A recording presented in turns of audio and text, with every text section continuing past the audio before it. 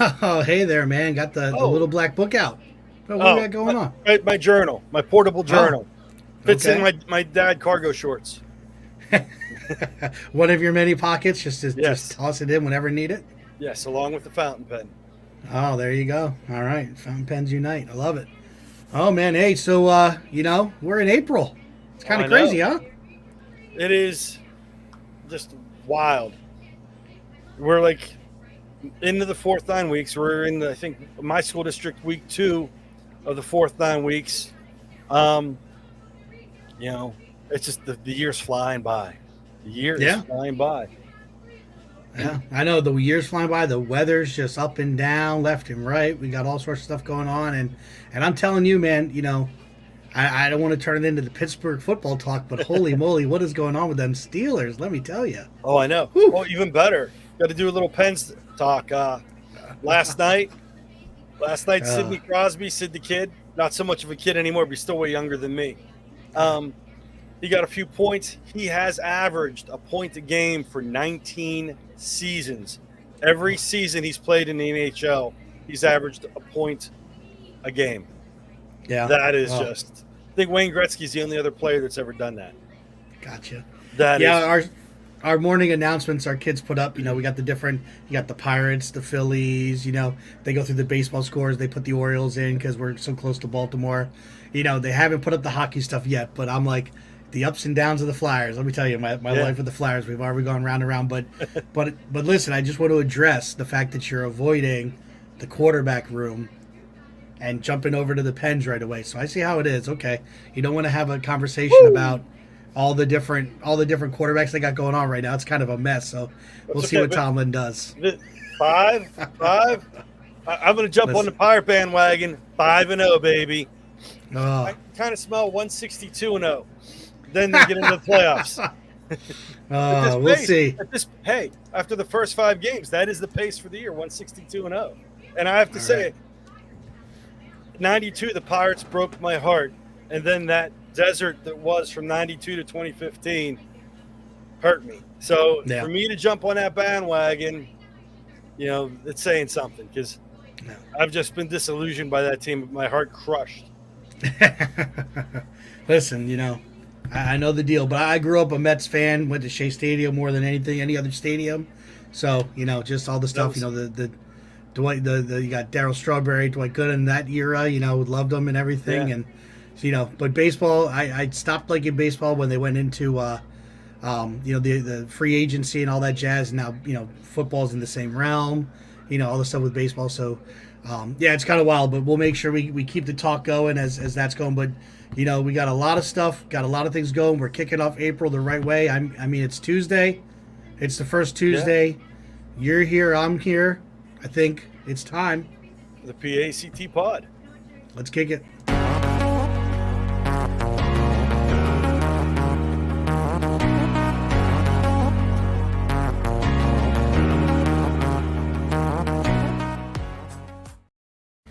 Welcome to the PACT Pod, a show for educators, by educators, sponsored by PACT, which is a 100% volunteer-run organization that focuses on education technology use in the classroom in Pennsylvania and beyond. My Yes. name's Eric Verno, the president of PACT. What a true honor it is. And with me tonight is always my co-host. Dom Salvucci. I'm the vice president of PACT. Honored to be in that position. All right, man, and we got not April Fool's episode. We've got a lot of Yes. great stuff going. We've got a lot of stuff happening around the state that we're going to be talking about. But first, we've got a very special, truly honored to have guest on the show tonight. Who do we got there, Dom? We have Mr. Kevin Honeycutt.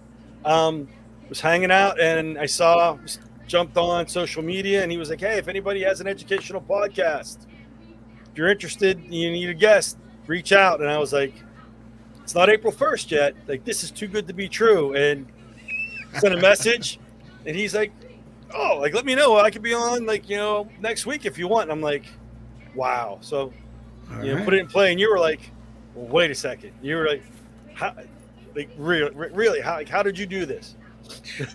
I know his vetting process was not as we made it through the vetting process. That's all that matters. We're good.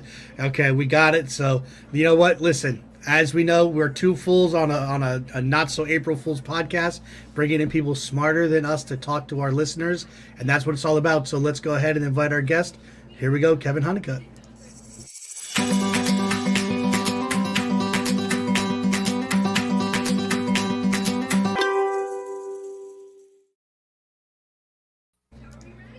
All right, Kevin, welcome to the pod.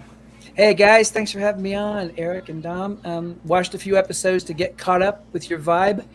Really love your vibe. And it fits me very well. All right, thank you. Yeah, love the beard. You got that. You're working that beard, and you got the Haggarth thing going on there. And that's it. Yeah, that's it. I dig it. I dig it. Hey, when Dom's wife allows him, he works on growing it out a little bit, and then I get a text message.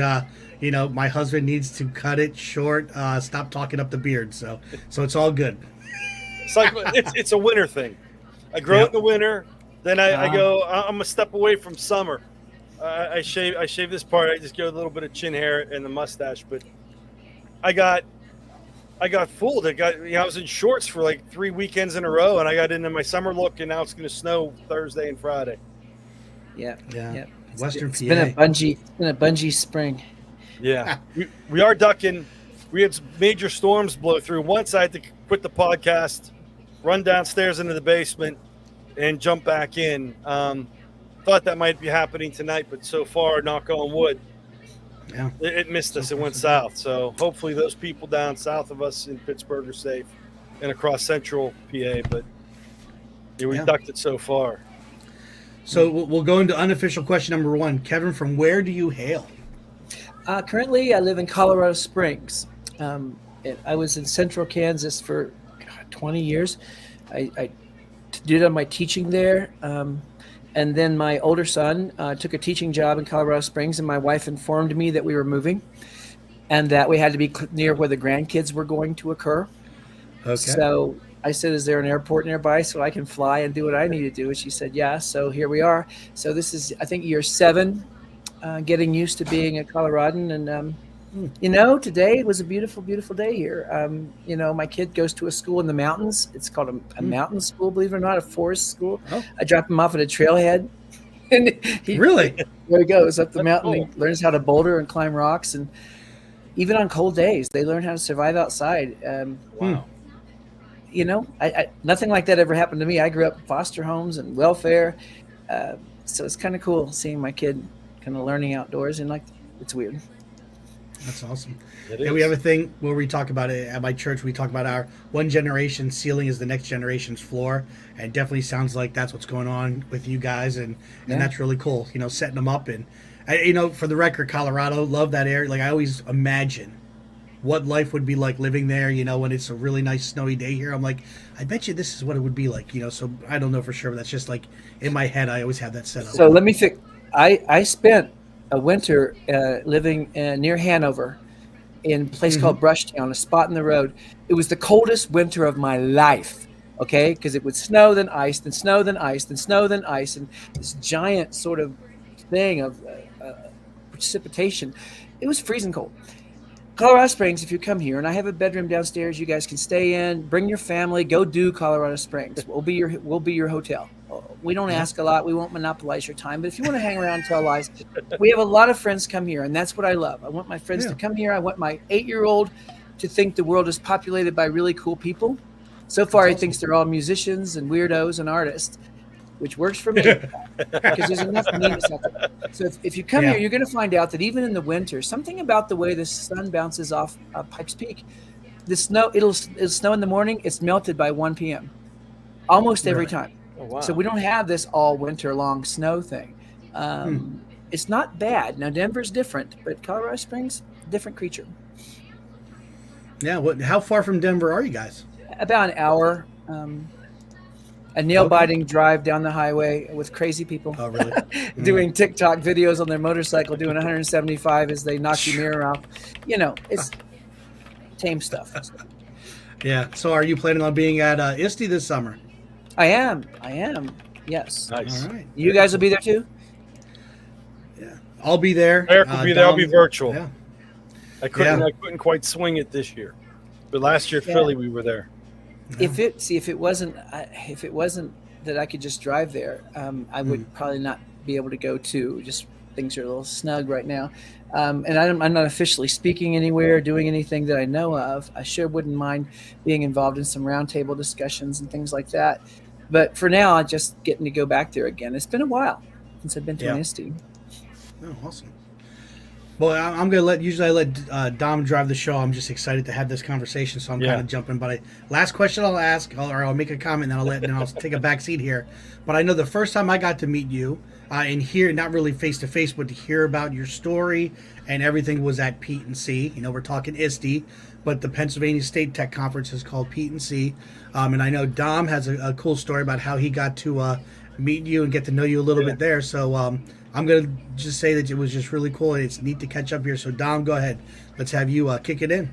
Yeah, so before we get into the P&C, you know, you talked about your background, but if you give us a little bit more about yourself and before you became a speaker, some of that background. And you've hinted at it over, you know, as we were doing some small talk here in the beginning. Mm-hmm. I was the art teacher in a small town, and I moved to this town thinking, I'll do a year or two here, like Mayberry, and I'll bring culture to this small town. And darn if I didn't stick and stay and spend 13 years in that little town. Then I ran for school board and spent 10 more years in that town. Ran for city council because I don't get mad, I get elected. And so I like that. Deeply involved in schools, and I think if you're going to talk about schools, you should know how they work. So that school board experience was huge. So I'm teaching art, K-12. I'm directing theater. I'm coaching junior high football. You know, in a small town, you do everything and drive the school bus. So I did my tenure like that, and I got noticed for some of the things I was doing, and I didn't know anything. There was no Google when I started doing crazy things. I was just bored. And I thought, I'm just going to do things that excite me. And maybe my kids will be, and it worked. And I thought, okay, from now on, I'm just going to do whatever I wished I could do at school and see if the kids like it. And it got me in trouble because most good school innovation dies of domestic violence. I got yelled at, for doing some of that stuff. And that was the best stuff of my career. So I'm telling teachers, you got to trust yourself. And the stuff that you're excited to come to work tomorrow, that rubs off on the kids. And if you're bored by the same token, they're dying too. So, why not turn the volume up and break off the knob, That is, they do pick up on that vibe rather quickly. Mm-hmm. That's cool because I know, like, I think it was 2014 because I sent you a question and I wasn't sure like exactly what year it was at P&C, but I believe it was 2014 you sent back. I got to be your roadie. I wasn't there for the full conference. I was able to sneak into the keynote. Probably shouldn't say that, but that's okay. Statute of limitations is passed. I was there for a PAECT meeting and snuck into the keynote, and you have to go down the back steps for your after keynote session, the in-depth session. And I got to carry the iPad robot, and I was kind of like a roadie for the after session. I was all fired up. That's awesome. I'm honored, man. I couldn't replace it if I dropped it. I was like, oh man, this is going to be expensive. Oh, be very careful. Yeah. So many iterations of that kind of technology since then. But that's the fun thing is I get to meet people, and it's people like you. Look, when you travel a lot, it's the people that come up to you and talk to you. And this is what I love, by the way. I've seen those keynotes that can't get off stage fast enough. Man, I hang around. I want to talk to everybody. I want to hear your story. I want to know. I would like it when people connect and they're hitting me on Facebook the next day and they're hitting me on Twitter the next day and they're saying, hey, you want to work together? The people that I work with are the ones who did that. It's like, the road is lonely, and you can get so into yourself that you drink your own bathwater and call it Perrier. I'm not like that, dude. I want to get there early and set up the chairs. I want to clean up afterwards. I want to hang out and do karaoke with everybody that night, which I'm doing on Thursday this week in Montana. That's what I do, man. I bring that whole thing and then we have fun. We get out there and let the teachers have fun. The job is hard. Yeah. Shouldn't they have fun like at least one day, one conference a year, Yeah. And anyway.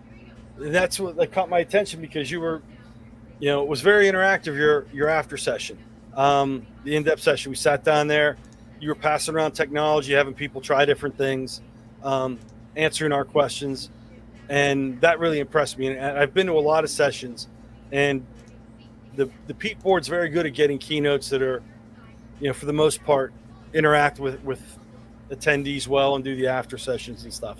But that was like a really cool session. Got to hands on with some of the stuff you talked about, and then ever since then I've been kind of following you on Twitter. Eventually caught up with Facebook, and that's how we got you here. But it's just really neat. What got you from the classroom into I don't say motivational speaker, but educational speaker, but it has become also motivational? MacGyver. I'm MacGyver. Being an art teacher in a small town means I had no budget. I'm a digital dumpster diver. In those days, and this is early 2000 to 2002, in those days, I'm directing theater and I'm told, hey, this year's going to be your last play. We're cutting the budget. It's $1,000 a year. I got 50 kids who this is their Super Bowl. They don't do anything else. And I know if they can act on stage in front of 500 people, they can handle themselves in front of a board at a corporation, that I know I'm teaching something important. And I can't let it just be cut with the stroke of a pen. I can't. So what do I got to do? I got to some pig my program. Some pig. What does that mean? Something great's got to be in the web, literally in the web, so that, because people, write this down, people protect what they've learned to be proud of. And it's our job to teach them that. And the problem is that we're so busy doing the job, sometimes we're accidentally humble to the point of extinction. See, the naysayers are in the cafe talking about your program without knowing anything about it, and they're winning because we're not talking. Well, I can't. I'm so busy teaching. Too bad all these devices don't have cameras. They do. So where are the student film crews doing the documentary about the awesome, engaging, real-world, important project that you're doing? There's no excuse anymore. Stop being secret geniuses. Stop that. So I need the taxpayers, and I lived in a small town. I need them to know what to say. So here's what, that Honeycutt's wasting money buying cameras for that film program. And then someone says, do you even know what he's doing? Because he's putting out all this information. Let me show you some pictures. He's got 50 kids in this movie. Last year, he had 12 kids in the play. 50 kids in the movie. 10 adults, including me, in the movie. He wrote the movie. Okay, so it's costing how much? Nothing. Okay. Yeah. So that's what I did. I casted a movie and I did it, and it was called The Ghost of Inman High. And by the way, I'm about to launch an entire Instagram series, short form video series on this, where I interview my students, I interview the teachers, I interview my co-director, all of that, because it's 2002, guys. I want you to think about the technology that existed then. No iPhone. There's nothing. Here's what I had. I raised enough money to buy a Canon XL. Do you know this camera? It's high 8. It's 8mm DV. Oh, okay, yeah. So to get that into my computer composite video in, I had to buy a Hollywood Dazzle DV bridge. There's no Google. I just had to find it, So I find that, and then you can bring analog signal into the computer, but it's not perfect. It artifacts along the bottom. You can see it on my YouTube. If you go to YouTube right now, anyone that ADHD that needs something else to do, go to YouTube and put in The Ghost of Inman, I-N-M-A-N high. The whole movie's there, okay? And look on the bottom, you'll see the artifacting. That's the best I could do at that time. So I MacGyvered it in. By the way, write this down. I had 32 megs of RAM. I'm shooting a 90-minute full-length feature film, okay? And I'm teaching too. I'm still teaching. I'm getting paid nothing to do this, nothing. So, by the way, if I'm doing a follow shot with the kids, I'm hanging off the ladder racks on my pickup. I got a student driving. I could be fired for any of this. I'm filming because it's pretty stable. I say, don't hit the speed, but don't hit the speed bump. I'm filming the kids jogging. I got no microphones. I got the boom mic. And by the way, on the Canon, it's called a boom mic. Boom, it's 3 inches long. That's not a boom mic. So I gotta lean way out in front of the kids. Here's my rule, the 3-foot rule. Yeah. Don't let the kids be farther than 3 feet from the camera or you won't hear them. Sophisticated, right? So that whole jogging scene is me hanging off the truck. That's one scene. Oh, my word. Follow shots in the hall, Rubbermaid cart with a sandbag at the bottom for stability. That's my follow shot. In Hollywood, that would be a train. That would be a cart, on train tracks, and you'd follow with a stable shot. Rubbermaid cart. I can just go on and on. I had a high-low shot. It's in the movie. You'll see when we go back to 1932, there's 2 timelines. Here's what I love. 1932 is black and white. What do? Flip a switch in the software, black and white. Color is present day, and it goes back and forth. And you're going to see there's this scene, you know, where Rachel dies. By the way, she's haunting the school. That's what's going on in the movie. So I'm up in the trees now with my camera at 11 p.m. on a school night, because that's how this happens. She's being chased by the bad guy. I'm coming down lower. They run by. Okay, so how am I doing that? What's my point of view? This is all the stuff I'm teaching on Instagram. Hey, teachers, we got phones that can outdo everything I did. Why aren't we doing full-length feature films? Why aren't kids doing that?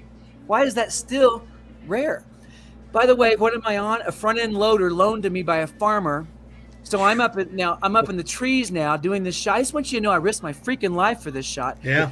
And by the way, the toggle that makes it go up and down, the farmer said, you hit that wrong, it'll fall straight out of the, it'll just fall out of the sky. The kid on the control was the kid I gave attention to that morning.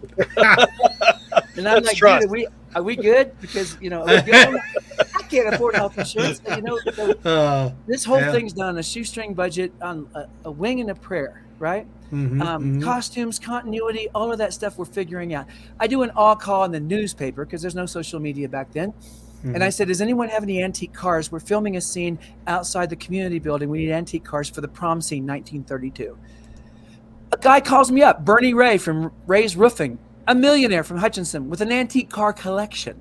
He says, you mind if I bring my antique car collection to your prom shoot? Do you mind? I said, we will allow it. So here come the trucks and trailers, a 1929 Ford Speedster, this priceless car, right? So I'm shooting these scenes, and then I said, God, can I borrow that Speedster for this one little scene where Rachel's on a date with her boyfriend? Well, we can't drive it. So what do? We borrow a hay truck. We put the car on a hay truck. We strap it down. I'm on the back of the hay truck going down the highway, filming. So all that footage you see of them driving they're not driving. They can't drive that car. I'm out in the breeze, dudes. I'm out in the breeze. Okay, so if you want to talk about taking a chance. Now, meanwhile, my kids are on fire. I've never seen, these are kids who don't give a crap, who flip you off in the parking lot. And they can't wait to get to school the next day to be in the movie. And here's what I love. If they get sick and they have to miss, we've already shot their scenes. This done. They go ineligible academically. I already shot your scenes, dude. You're in the movie. I'll see you at the opening. A lot of things changed because it was a movie. Now, do I stop doing plays? No. Do I stop doing a musical? No. I kept doing all of it. And I got yelled at. I've never been yelled at more than when I was doing the best thing of my career. People kept saying, Honeycutt, cut this crap out. If you keep doing this, we're all going to have to do above and beyond crap. Who yells at you most? The person with the most tenure. I take that as a badge of honor. I say, who are we here for, y'all? We here for us or them? I'm here to get at-risk kids to beg for more time. I don't know what you're here for, but I'm here for that. And I don't apologize for that. So I took a butt beating, but I got noticed. I got some television broadcasts came out and reporters came out, and suddenly my name is out there. I didn't mean for any of that to happen. I'm still an art teacher, a football coach, whatever. But I got noticed. And you guys are educational service agencies, right? Like ESAs, Reese's, CSAs, something like that. That's who called me and said, "Can you work for us?" And I said, "Wow, what do you pay?" It was less than my teaching job, less. But they said, you can invent anything you want and you can teach teachers anything you want. We kind of want you to come and teach video. Well, here's the truth. I don't know how to do video. I taught myself. I didn't go to a workshop. I didn't go, you know what I mean? I MacGyvered this stuff, and they think I know. They think I'm going to come in there and teach people the right way. I went to one conference. I talked about this movie. I blew the room out accidentally. They said, can you keynote next year? I'm crapping a brick because I'm a teacher. I'm scared to death. Well, who am I to talk to people? The next year I came and I keynoted, and then these people hired me and said, okay, we want you to do that all over. And I said, okay, but I have no following. I have no reputation. You can't Google me. So, teachers out there, here's what I'm saying to all of you people out there, okay? Emily Dickinson died unknown, obscure, with a trunk full of brilliance, and later they realized she was a genius. Don't be her. Yeah, that's good. Don't be a secret genius, teachers. Let people know who you are. Start your own brand. If you don't want to do something beyond the classroom, please stay there. But Opportunity will find you and your classroom. Someone will say, hey, I've got $1 million. What's your SES numbers? Oh, we got a lot of poverty. Cool. Can I donate that to your film program? That can't happen if they can't find you. Yeah. Some pig. Okay, I'll stop and take a breath now. No, that's Awesome. great stuff. Yeah, That is great stuff. that's good. A lot of good one-liners to pull out of that Yeah. one. Got to listen to that. Yeah, I like it. So that's just phenomenal because, the amount of people you've reached, what you did, the work you did with the kids is fantastic, reaching them. And that's something I found that a lot of times honor students are afraid to take those chances. They're afraid to look silly. They're afraid to be wrong. It's the kids that often get overlooked. They're the ones that really appreciate that. And they're the ones that'll bite onto something and run with it because it's not that they don't care, but they don't have that sterling reputation. They're afraid of, I got a question wrong, or I got this didn't work out quite the way I thought it would, and I'm going to look foolish. Those kids will run with stuff. Dom, you are absolutely correct. And here's what I find. Now, I've been teaching over 30 years. I still teach. I still partner with classrooms. I got projects going on right now I'd love to tell you everything about, but there's not enough hours in the day.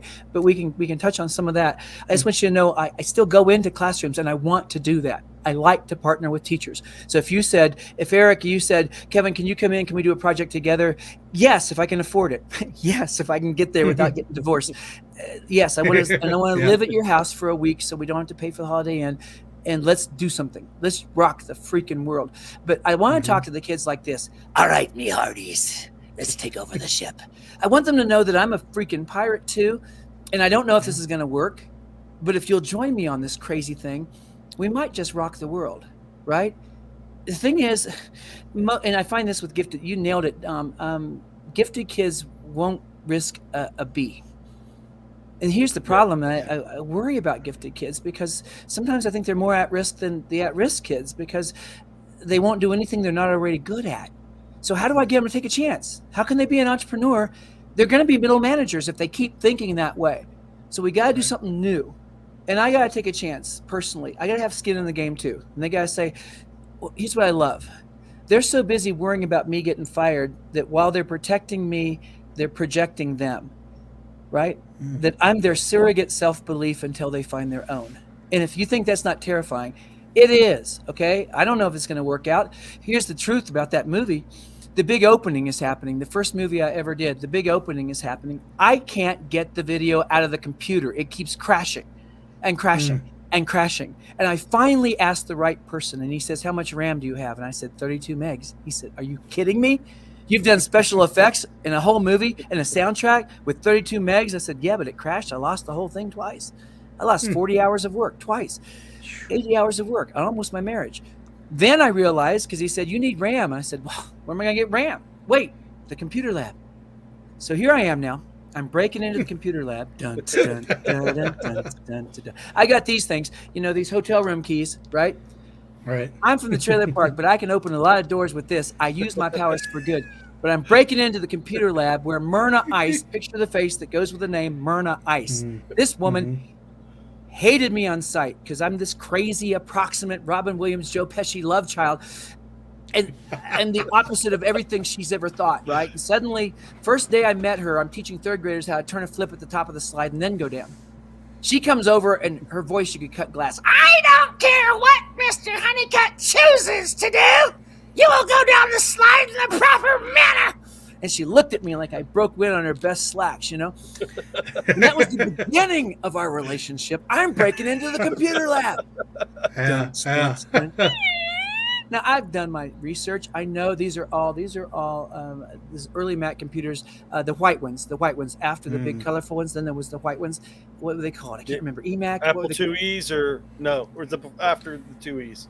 2Es were back in the 80s, 90s. There was a tower. There were G3s before the big G4 aluminum one came out.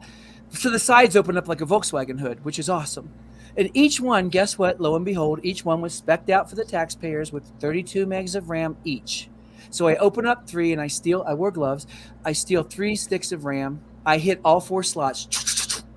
Suddenly, done, done, processing, done, done. I'm like, you never have a good moment. You're like smoking a cigarette. I just had I can't believe, I didn't know it could be this way. I just had to remember. I know, right? I'm touching the edge there. That's all good. I had to put it back. Like the shoemaker's elves. I had to get everything back before I left that night. And one night I forgot to return Myrna's RAM. I forgot. Oh. I was sleeping 1 hour. I was going home and taking a shower and going, because I worked all day and then I edited all night. That's the only way this works, at least at that time. So she comes into my room. She had lit up 3 machines, no RAM. There's only one suspect. So she comes bursting into my room like a demon. Yeah. Where is my RAM? I'm like, oh crap. She ripped me a new corn shoot in front of 26 high school kids. And by the way, they loved me twice as much after that. I was sacrificed on the altar of the movie. I'm not sure she ever forgave me, but I bought more RAM. I just started using my art budget to buy the digital stuff. I snuck and did some stuff, but we got the dang thing done. Okay, so the big opening, it kept crashing. I couldn't get the movie out intact on a VHS, right? That's how I was going to show it. VHS, projector, popcorn, nothing fancy at the first year. And it kept crashing all the way up to just 4 hours from showtime. So what am I doing? I'm crapping peach pits. What am I going to do here? I promised everybody that it was on the television news. Finally, it came out in one piece at the last possible minute, because that's how the universe has to treat you, right? Has to treat you that way. We gave birth to this freaking elephant, and it comes out, and by the way, huge. We sold out the Fox Theater in Hutchinson, Kansas, a 1,500 seat auditorium, 1,100 people in my town. We sold it out 3 nights. Wow. I cleared nearly 10 grand in box office in DVD sales. And yes, by then we were doing DVDs. Woohoo! We probably altogether made about $15,000 on this movie. Now, before this, I'm begging for things from the school board. After this, they're saying, what do you need? See how it changed? What do you need? Because if you make someone else look good, they will help you. Here's the other thing, Jedis out there. I don't care what you're doing. I don't care how much resistance you're meeting. Thank the people that are roadblocking you as if they made it possible. This is going to sound crazy, because once you thank them, you can't unthank them. Yeah. And when everyone says that was amazing, they're going to go, well, because, we always thought, it was going to be great. They weren't thinking that. Doesn't matter. Get over that. The more moms and pops you have for a project, the more solid and sustainable it's going to be. So give everybody credit. I had 50 kids in the movie. Why? 50 families were pro-movie. I had 10 adults in the movie, plus an administrator. I'm not stupid. And by the way, every person that shows up in the movie is going to buy a copy of the VHS. Again, I'm from the trailer park, baby. I'm not stupid. I know how to run a yard sale. That's awesome. Yeah. That's great. We've all had the Myrna experience with I think every new teacher that's scraping and scrapping and trying to do things, and you just have that person you come up against, and man, you're just fingernails on a chalkboard to their lives. So yeah, I totally get that. That's wild. It's hard. I know.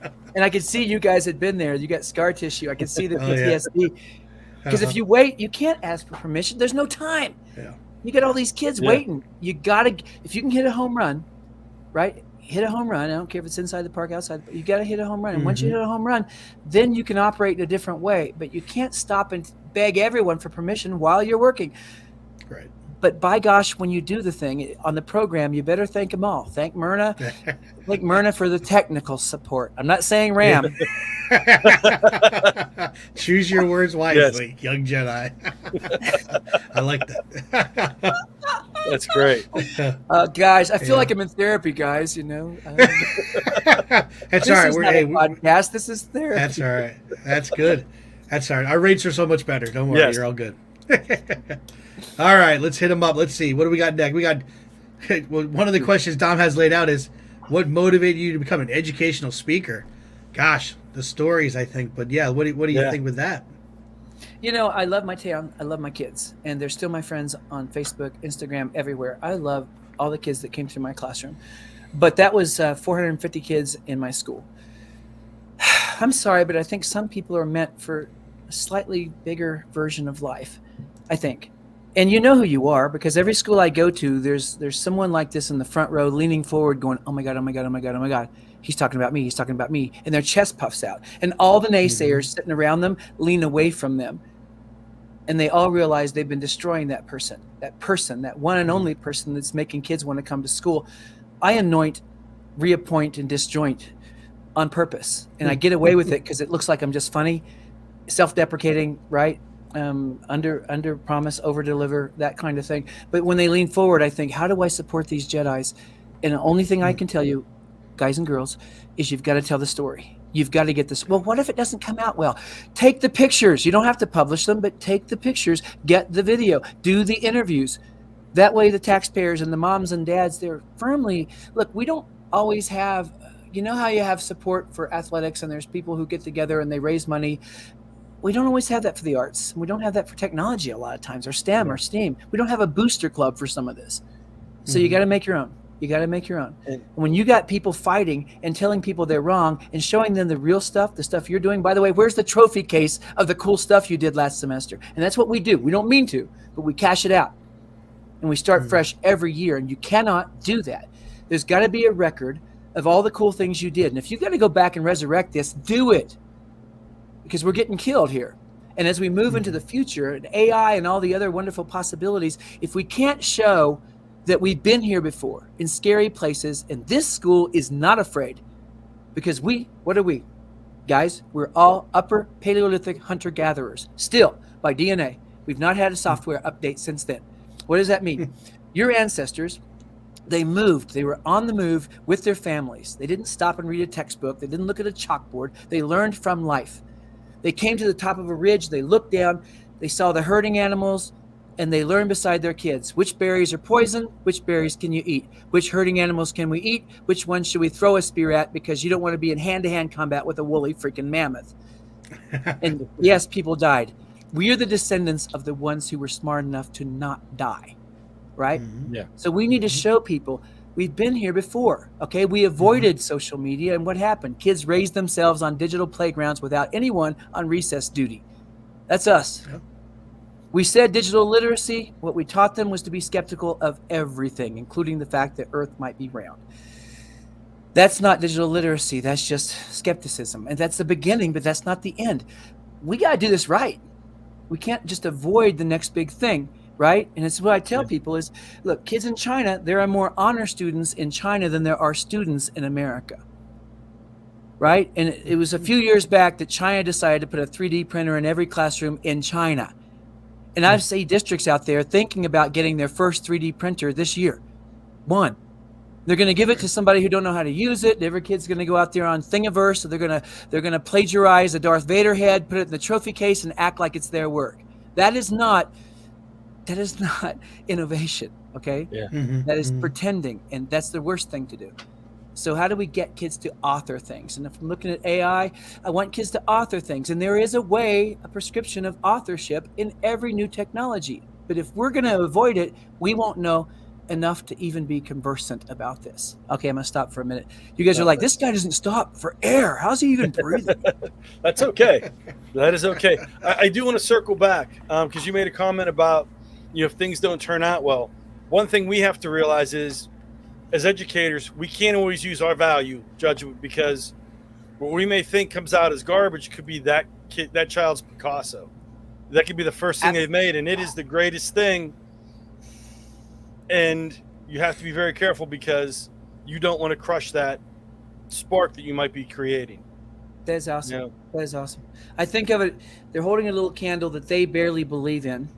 The last thing I want to do is go, yeah. Right? Yeah. I have to stop and ask myself. And a lot of times we're shocked by new things. We just are. Try to be new. Try to be new. Have you ever met a teacher who retired and died a year later? This happens. If you rest, you rust. And what I'm saying to everybody out there, and if they're listening to this podcast, they probably drank the Kool-Aid. But if they're not, share this with people who should have been listening tonight. Let them listen. I've had teachers walk up after I talk at a school. This literally happened. This woman walks up. She's crying. Mascara is running. She said, I'm 2 years from retirement. I was going to ignore all of this, and now I know I must do it. She said, I feel like I'm shoplifting from my children. I said, dang, girl, let's get you going again, okay? We can do this. I don't want to throw the teachers out, but we got to get back in the game. And if you can't figure out why, look at your kids. They deserve for us to not lead, not tell them, wean them from the teat of instruction and learn beside them. That's okay. That's what upper Paleolithic parents did, right? We can do that. It's okay. This isn't got to be brain surgery here. Good stuff. Yeah. So, I don't know where to follow up with this because there's so many paths we can go on this one. But I like this because you talked about getting into the speaking. You started out talking about being MacGyver and dealing with the pedagogy, the how to do things. Over the years, you've expanded beyond that to get into the building of relationships.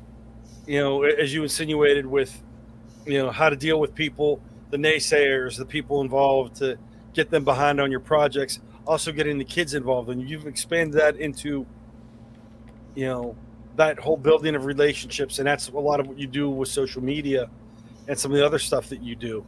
How has that evolved over the years? I've never stopped studying the human brain. I'm fascinated by an organ that is thinking about itself, right? That's what we are. We're this amazing creature that calls itself I. Like nothing else on the planet is like us, right? So I started asking myself, why do we remember? This started a long time ago. How do I plant brain splinters that kids cannot remove? By the way, we write on them with permanent ink with bad things. Why not do it with good things? I heard a story about, this is pre-industrial revolution England. What they used to do when I bought a plot of land is I would go get 4 orphans from the orphanage. I would take one to all 4 corners and beat the tar out of them. Why? 20 years later, if I wanted to mark the corners of that property, I just had to find that orphan and they would remember with perfect fidelity where that beating occurred. That's a terrible thing. But I think that happens in schools sometimes. That I'm taught I'm stupid. I'm taught not on purpose. No one's doing this on purpose. It doesn't matter. If the result is I feel stupid in math, then something's got to change. Something's got to change. So I started saying, how do I do this differently? And I know I'm going to get in trouble because this is going to look weird. But I did my brain research and I read my books and I read my books and I read my books and I thought, I've got to focus not on the outside package, but the brain inside a dark meat case, levitating 3 feet above a chair, experiencing the world indirectly and then trying to decode it, even though this kid has ADHD or dyslexia or whatever. I care about, does it stay in there with fidelity and do they want to come back to my class? Do they want to come back to school? It's hard to do the school thing because I don't teach every class. You got kids who love your class. They come to your class and they want to skip the rest of the day because the rest of the day for them is like anal surgery. But they'll stay all the way till 3rd hour. And they'll endure bullying and all kinds of things because they're unicorns in a system that doesn't understand why it's important to be different, why being different leads to being an entrepreneur, the manager, the owner, not a middle manager. Yeah. We got to get there. We got to get there. So I think whatever it takes. So as I moved into those realms of relationships and kids giving a crap, let me give you a metaphor that you can stick with. Anybody here? Okay, out there in the world, raise your hand, pretend I can see everyone's hand. Have you ever driven home from work? Got all the way home, got pulled into your driveway, turn off the car, and realize you remember none of the drive. What happened there? Yeah. Your brain made a deal with you. It said, Dom, it said, Eric, it said, I'm going to take care of driving. You can shut down to a B-level awareness and think about grading and lesson plans for tomorrow. If a deer jumps out, I'll wake you up and hit you with adrenaline and get you back in the game. Are we good? And that's what happens. So if a kid can come to school and sit in your class and go into that state and think of everything else and just keep smiling and sit in the front row and look engaged and remember none of the drive. So my biggest thing for all of us, I think, how do you make a deer jump out? All day long, how do you make a deer jump out? And sometimes the deer is them and their interest. Sometimes the deer is this crazy thing we're all going to learn together, me hearties. Arr. The thing that's different than everything, the brain craves novelty. When the Parents ask the kid, "What'd you do in school today?" The answer is almost always, "Tell me, guys." Nothing. Nothing. That's it. And it bothers me. It drives me crazy because they didn't do nothing. But what happens is it's not a rewindable story. It's not interesting enough to be rewindable, right? It's like the whole day is set on shuffle at random. And it's not Eagles Live playing off of a LP where you know Life in the Fast Lane is next. There's no temporal sort of groove there. When I get a teacher that teaches STEM or STEAM or a project or the movie, the kids come home and they're telling your whole story. "Oh my God, you will not believe what Mr. Salvici did today. He's crazy. I think he's going to get fired. No, really, I'm not sure he had permission, but he brought this," whatever it is. And they tell your story in your voice. You wrote on them with permanent ink. A damn deer jumped out, and you made that happen. You made that happen. And before long, the kids are cueing the deer. You ever watch Funny Farm, Chevy Chase? Cue the deer. You got to cue the deer. Cue the deer. Right. Deer runs across the yard. Ah! Whatever it takes. So to me, if it's AI, if it's project-based learning, if it's a world of work, and we're looking at career clusters, and I don't care what it is. It's got to be something that kids recognize as important. Okay. Yeah. That's good stuff. That is. Yeah. And that's, because, and this is very rudimentary compared to what you were talking about, but, it's always been, people have said, numerous people have always said, and I believe in this, say hi to all the kids because you might be the only person that says hello to that student throughout the day. And not just talk with them, but listen to them. So, because they'll know, like, if you don't, they tell you things and, you don't really listen to it. They may come up and say something or may make a comment. If you don't understand the relationship to, they told you this is something like a line from their favorite movie 3 weeks ago or a month ago, then they realize you're playing along, but you're not really involved in with what they're into and stuff. And they pick up on it and you lose them. I call that looking through them. You ever be in line to talk to a keynote speaker and you're really blown away. You just want to talk to them. And when they shake your hand, they give you the dead fish hand. And they're already looking at the person behind you because they think that person might be opportunity, but you're not. And you know that. You know they're not into you.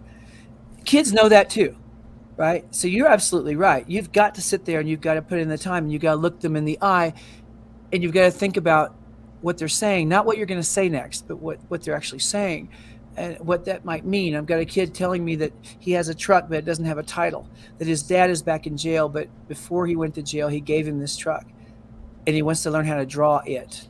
And that's what I teach. So I go right then and I record a lesson in the hotel room that night, because I'm in Ohio, of how to draw that Chevy truck. And the next day I come to him with a link on YouTube. And it said, put on some headphones. I'm going to walk you through how to draw that truck. And I give him that to do. Everyone else is doing math. He's drawing that truck. You know why? Why? Because I heard him. And he knows I heard him. And instead of flipping me off and keying my car, he's asking what he can draw next.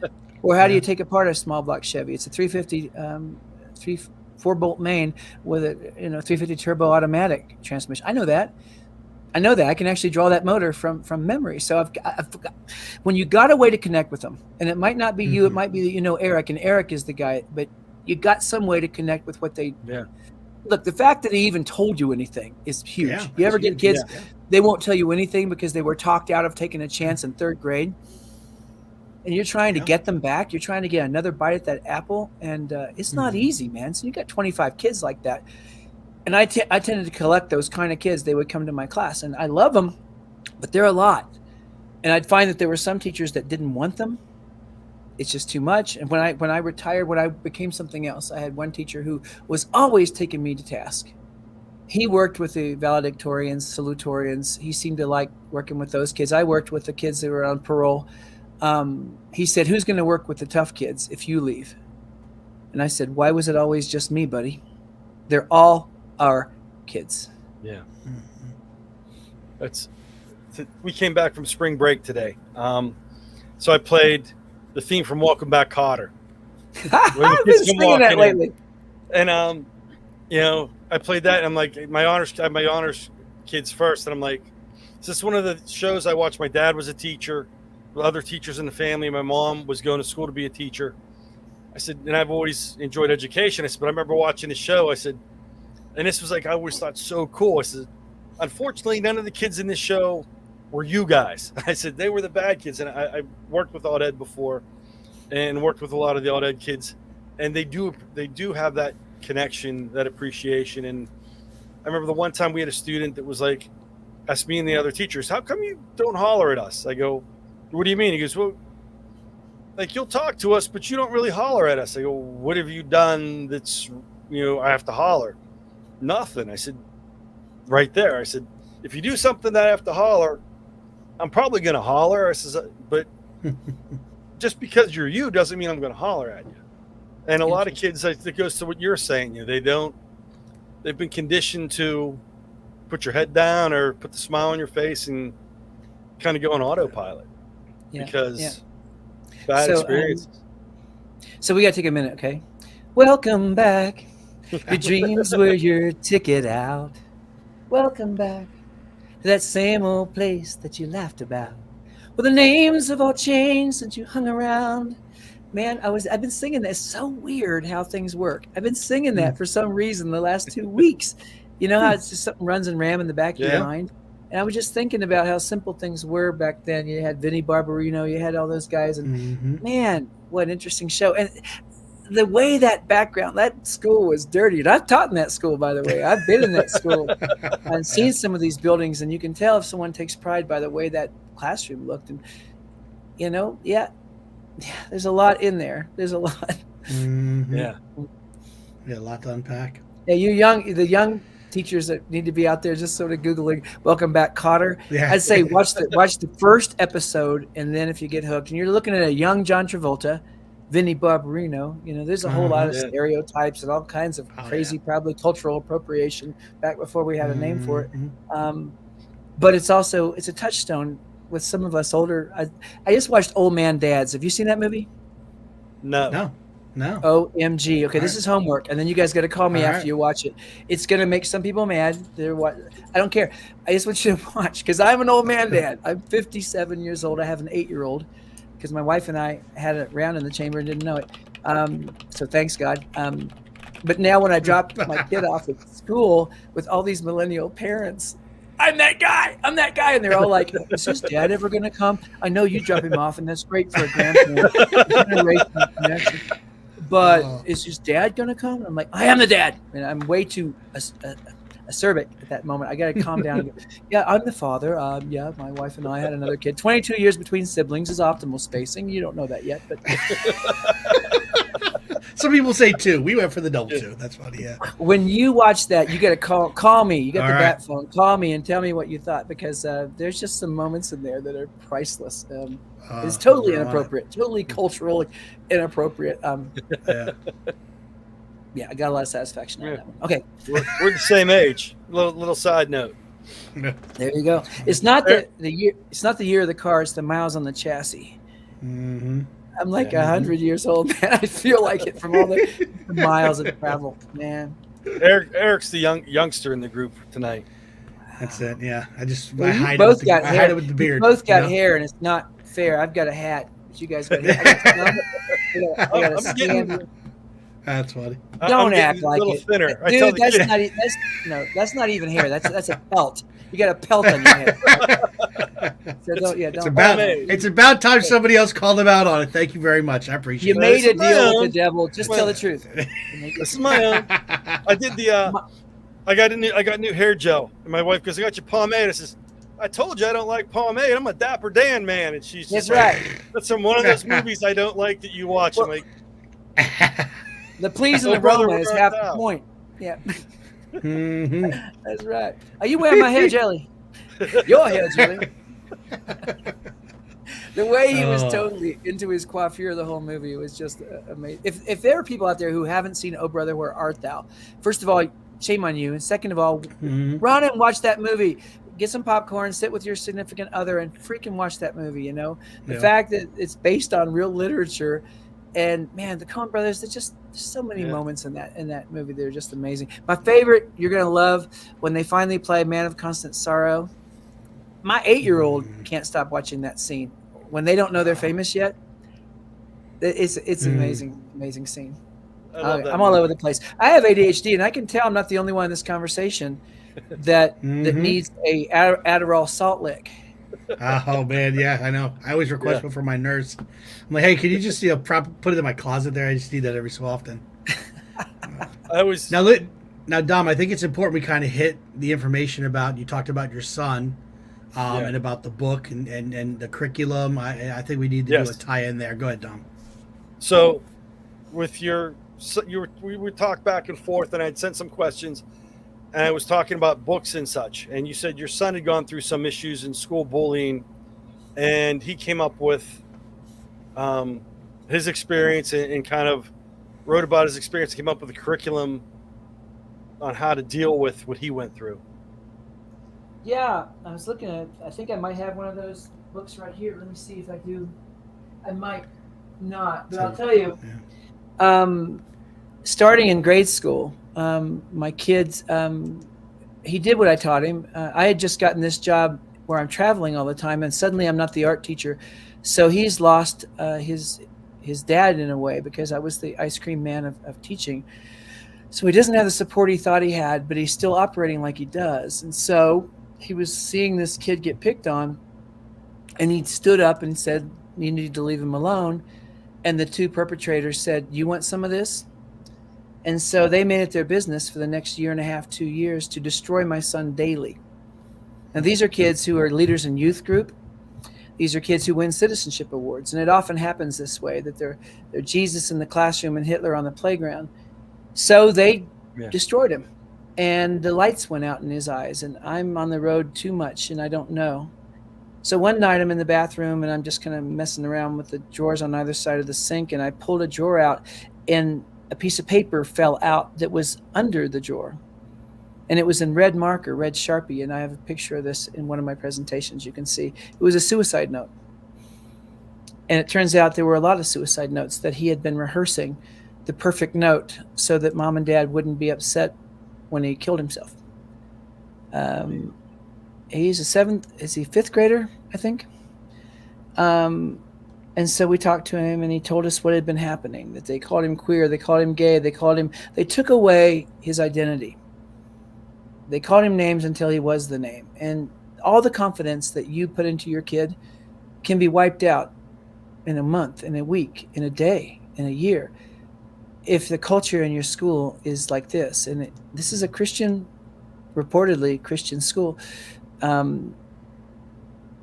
This is deeply personal. So I take my kid out of that school. Meanwhile, I run for school board.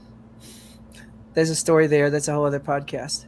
And I'm not trying to kill anyone. I am trying to introduce the idea of making room for everybody, because the kids who were picking on my kid were huge names in the community, and their parents had influence. One of them was a superintendent's kid, and one of them was a principal's kid.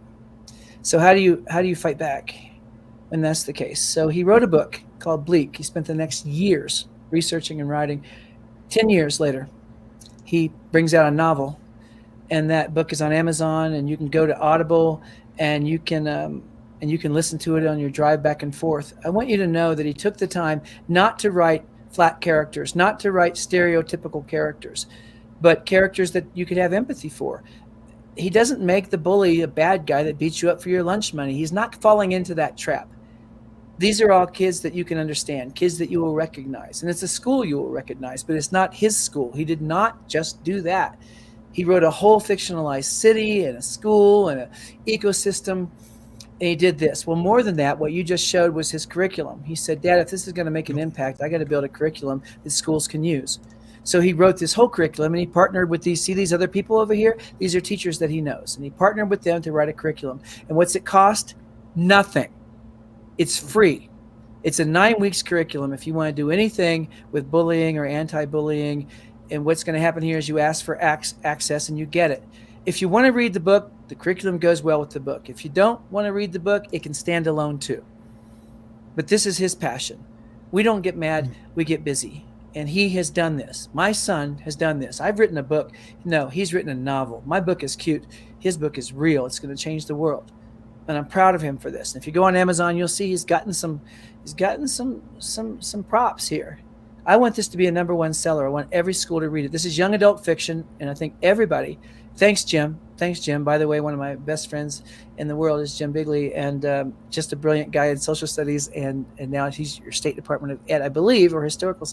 Jim, you're gonna have to tell him that official job because I can't remember, but he's a brilliant guy with his doctorate.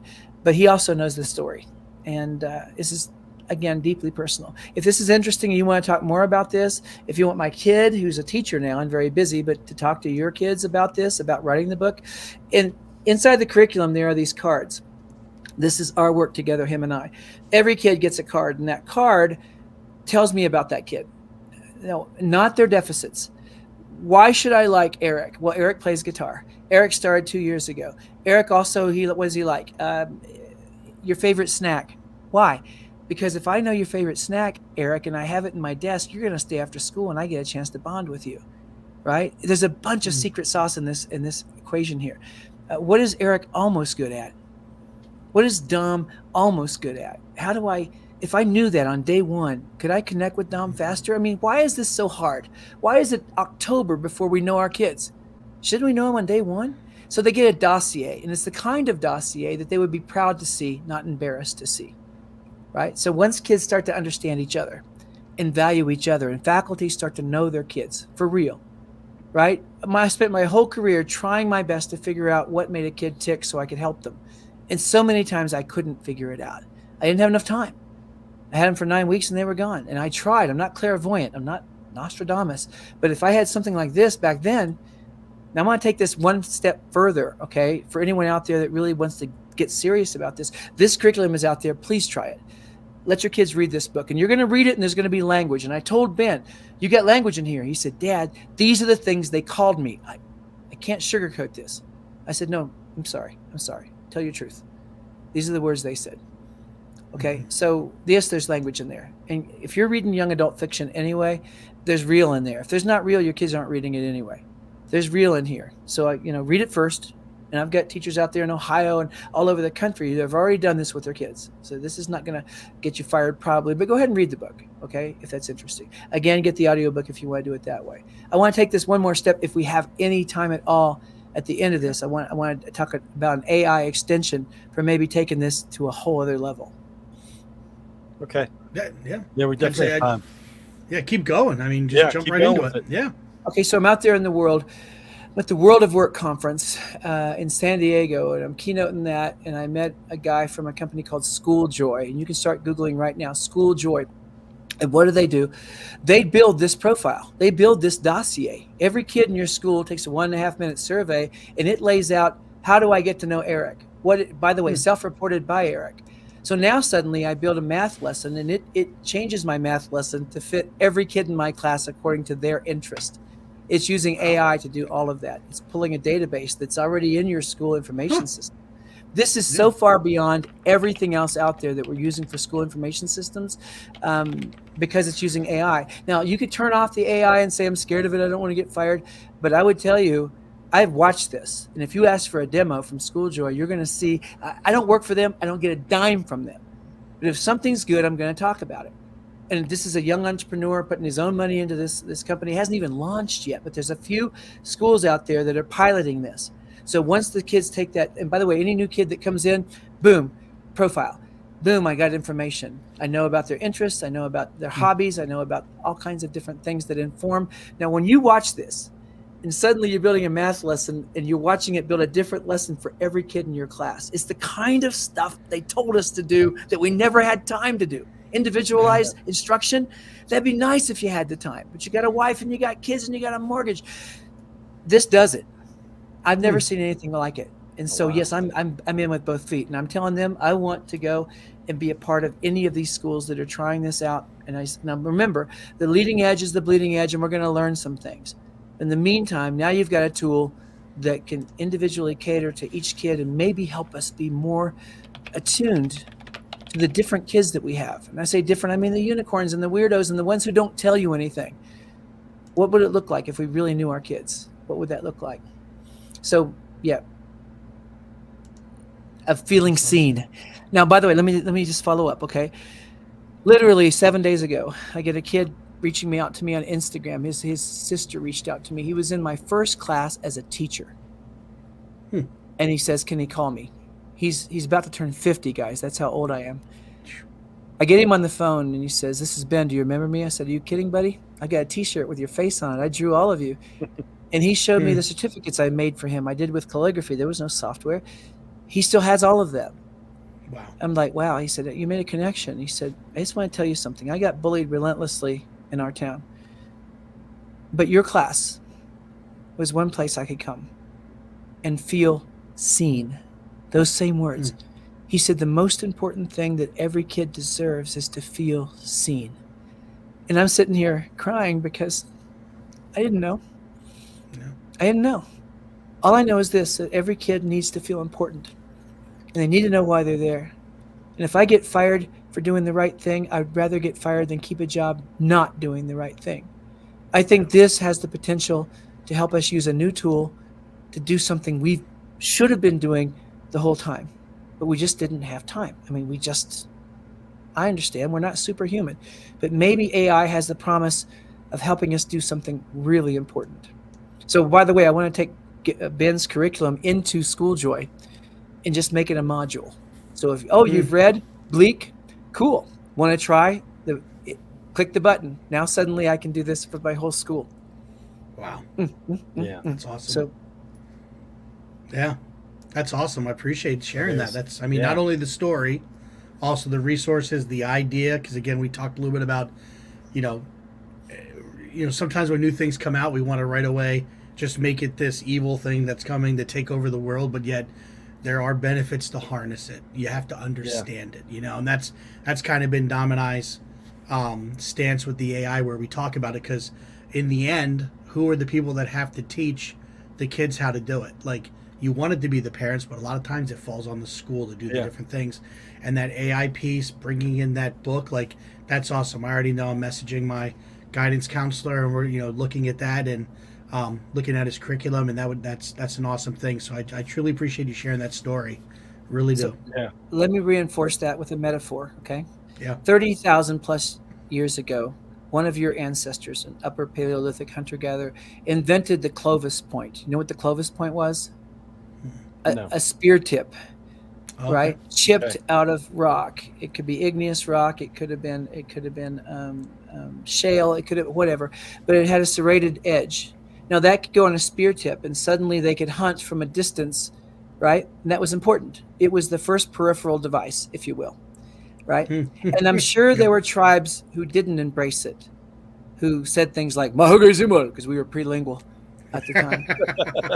Thanks. I'm gonna tell I think you nailed it. That was perfect. Yeah. Yeah.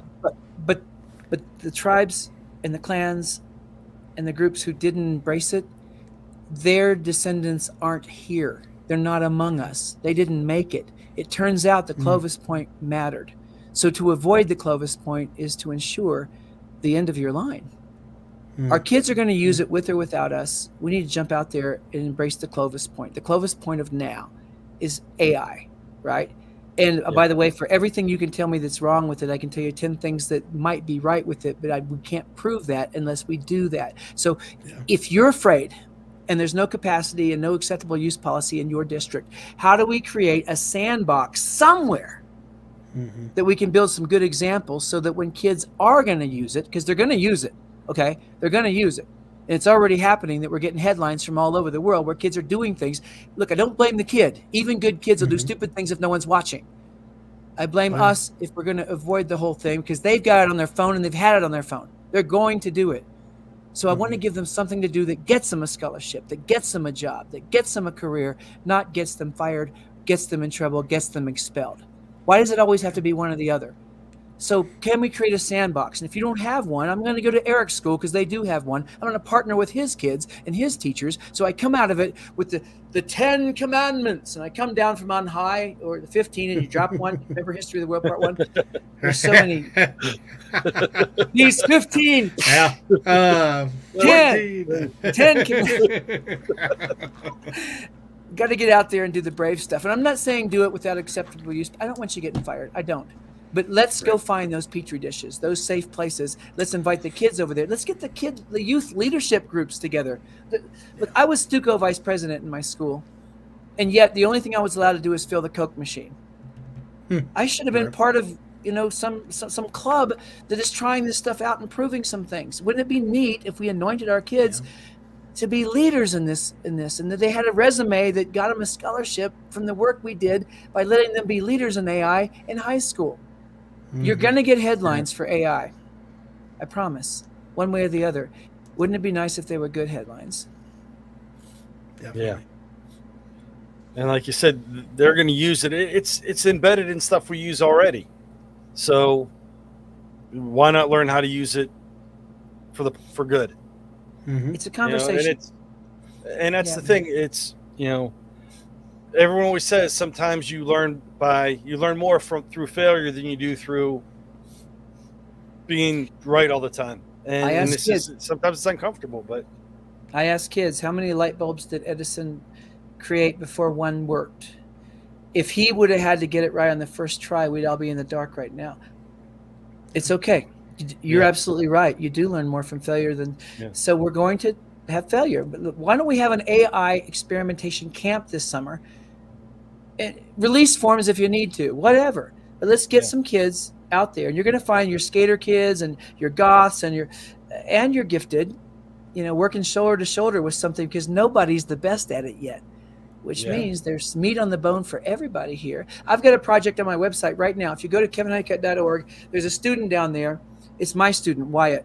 He's got a song called One of Them Nights. He was playing around the country music genres. Actually, that's not his genre, but man, he nailed this song. He owns the rights to it. And he said, Mr. Honeycutt, if you want to do an AI thing, you can use my song. Copyright free, and let the kids use it. What I want is a music video, and I want them to use AI to make it. And they have to talk to me. There he is, Wyatt Hull down there with his hands in his vest. Click that. Okay, there he is. By the way, there he is on Jimmy Kimmel. And there I am talking about the challenge. Everything's laid out right here. You want to hear the song? It's right there. When I download it, it's right there. What we want you to do is use AI. You can't just use AI. You got to contact him. He's the artist. Don't just make a video arrogantly and be done. Ask him what he wants. If you can't handle AI in such a way that you know how to do the inputs to get the result he wants, then you're not conversant yet. I know that software is going to change. It's going to change 3 times while you're working on the project. That's the world. Get used to it. The new destination is the journey, kids. Come on, me hearties. Let's blow this thing out of the water. So go ahead and watch the video. See him on Jimmy Kimmel. Know that he's a real person. My student, by the way. A little proud. Right? Now let's make a video and show the world what we can do. Let's show the world what we can do. Before they catch us being wrong, let's show them what right looks like. Please. That's awesome. Yeah, that is. I love it. And we talked earlier about the honor. A lot of times the honors kids are afraid to do things because they're afraid of being wrong. And a lot of people, that's not to throw rocks, but that's what we're doing with AI. Is a lot of people are afraid of being wrong or not doing it right, and that's keeping them from trying. We're defining right now. I'm not waiting around for someone else to do that. I think we have to define what right looks like. And I think it's going to look different. I'm sorry, but there's been a big reset. Not totally different, but different. And I think you aging teachers that are my age out there that are looking for another reason to stay in the profession, and we need you, by the way, you Yodas and you freaking Haggariths and you Gandalfs. We need you, you gray-haired, gray-bearded crazies. But if you jump back in with both feet and become new again, burn the file cabinet, throw out all the mimeograph crap, stop laminating lesson plans. We're killing kids by process of lamination. Let's do something new that gets you in trouble and makes you nervous at night. That's when you know you're doing something cool, right? Yeah, and friend of my wife's PAECT member. She just went to a conference a couple weeks ago with me, Western Pennsylvania Conference. Pennsylvania Council of Teachers of English this was called the Heart of Teaching Conference. And it was the 3rd time that I've been to this conference. I'm a social studies teacher, but I like to incorporate a lot of what they do. We have a number of our members there. And she is getting close to retiring. I guess she doesn't mind me saying that because she talked about it. But she went to the conference. She's like, I want to stay around because the idea is that, shout out to Lori Hudek. The idea is she gets there reinvigorator. And Eric and I talk about all the time, getting together with your group of people. It lights that fire. Pete and C, ISTE.